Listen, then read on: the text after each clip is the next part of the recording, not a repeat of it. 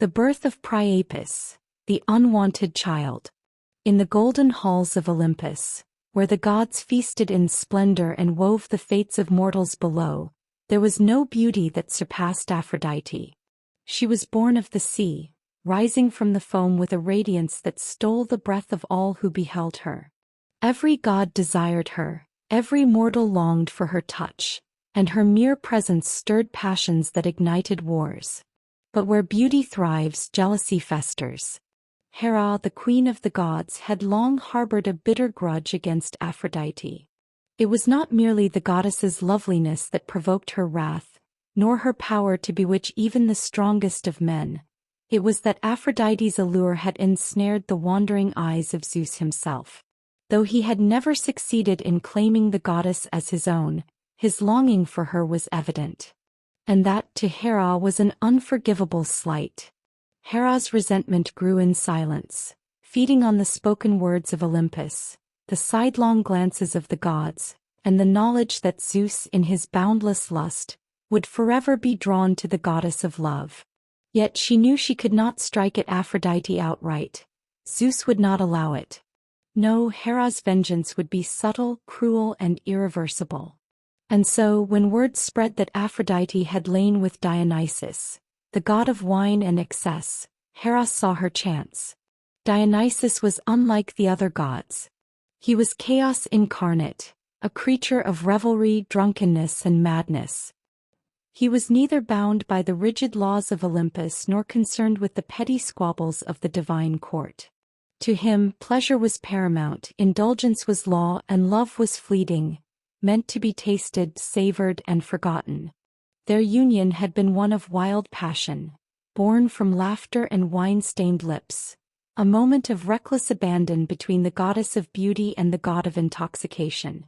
Neither had foreseen the consequences, but soon Aphrodite found herself with child. This Hera knew was her opportunity. A child born of such a pairing, a goddess of love and a god of wild pleasure, would be expected to embody perfection, to possess a charm that would rival even the Olympians. And so Hera devised a punishment most fitting. She would twist the child's form before it ever took its first breath, staining Aphrodite's beauty with a reminder of her folly. With a whispered curse, she reached into the unborn god's being, warping his divine essence. His body would be misshapen, his limbs frail, and his form grotesque. And as a final insult, she exaggerated one feature: his manhood, cursed to be comically large, not as a gift of virility, but as a mockery of desire itself. Then she waited. The day of the child's birth arrived, and Olympus was filled with eager anticipation. The gods had gathered, expecting to witness the arrival of a new divine beauty, a son of Aphrodite who would no doubt rival even his mother in charm and allure. But when the babe was placed in her arms, a stunned silence fell over the halls of the gods. The child was hideous. His limbs were thin and twisted, his belly protruded unnaturally, and his face bore none of the grace of his mother. But worst of all was the grotesque, oversized manhood that lay before him. A cruel, exaggerated mockery of fertility, of lust, of the very essence Aphrodite embodied. Aphrodite gasped in horror, clutching the child to her chest as though she could shield him from the jeers she knew would follow. But she could not protect him from the laughter of the gods. Hera's voice rang out first, rich with amusement. "Behold," she declared, "the fruit of your passion, Aphrodite. A god fit not for Olympus but for the fields of beasts and men." The halls erupted in cruel laughter. Even Dionysus, half drunk from the revels of the day, chuckled at the sight of his son. Though his love was fleeting, though he cared little for the burdens of fatherhood, there was no denying the absurdity of the child before him. Aphrodite turned to Zeus, her eyes pleading, but the king of the gods merely watched in silence. Though he had often favored her, this was not his burden to bear. The child was neither a warrior nor a prince among the gods. He was a mistake, a curse. And Olympus had no place for mistakes.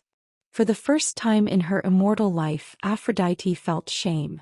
She, who had been the pinnacle of beauty, had birthed a creature so crude that even the gods mocked him. He could not bear it.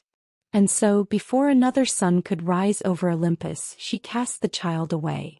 She did not send him to the depths of Tartarus, nor did she abandon him to the sea from which he was born. Instead, she left him on the mortal plains of Phrygia, among the shepherds and the earth-bound creatures that knew nothing of the splendor of the gods. Perhaps she thought he would wither there. Perhaps she believed that, removed from divine eyes, he would be forgotten. But fate, ever unpredictable, had other plans. The people of Phrygia did not laugh when they found the child. They did not recoil in horror or cast him away as his mother had. To them he was not an abomination but a symbol. His exaggerated form, his grotesque manhood, these were not curses but signs of fertility, of abundance, of nature's untamed, relentless drive to create and thrive. They named him Priapus, and they raised him not as an outcast, but as a guardian of their fields and flocks. In time he became a god not of Olympus but of the earth, of gardens and harvests, of fertility and laughter. Statues were raised in his image, not as objects of mockery but of reverence. Women prayed to him for children, farmers for bountiful crops, and shepherds for the health of their animals. And though he would never sit among the high thrones of the gods, he found his place among the mortals who loved him as Olympus never had. The unwanted child had become a god in his own right, not of love nor of war but of earth and excess, of laughter and fertility. And so, though Olympus had scorned him, the name of Priapus would never be forgotten. For even the most cursed of children can find their place in the world, so long as there are those willing to see their worth.